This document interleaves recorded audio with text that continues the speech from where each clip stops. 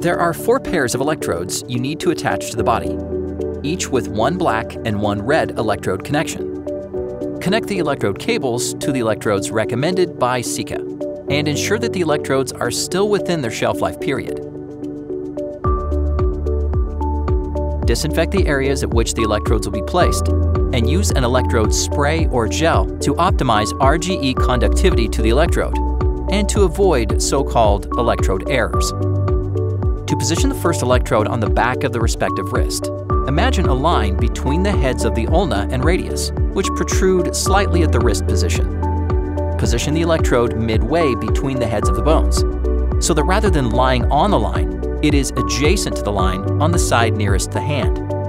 Position the next electrode on the back of the hand.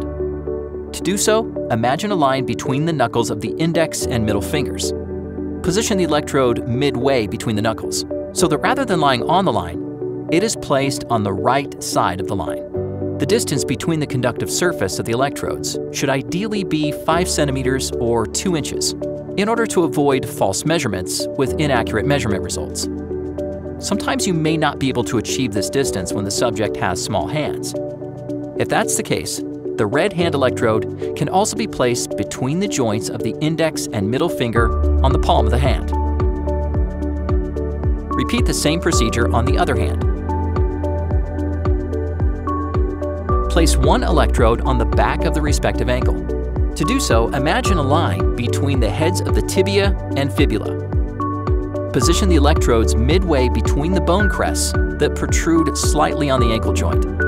Do not place the electrode on the line, but rather next to the line on the foot side. Position the next electrode on the back of the foot. To do so, imagine a line between the joints of the second and third toes, extending towards the middle of the foot.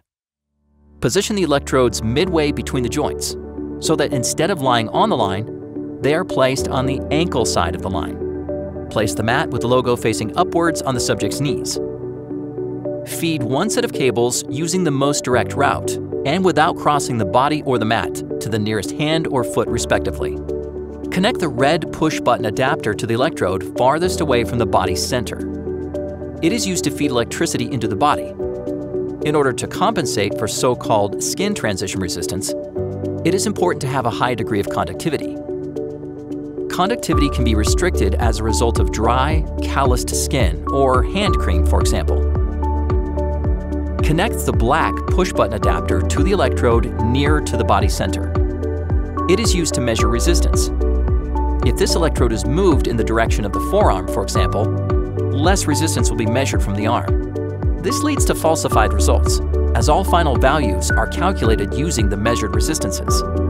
Therefore, precise placement is important.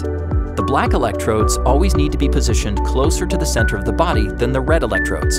An accurate placement of the electrodes is crucial for reliable measurement results. Red and black cables are not interchangeable.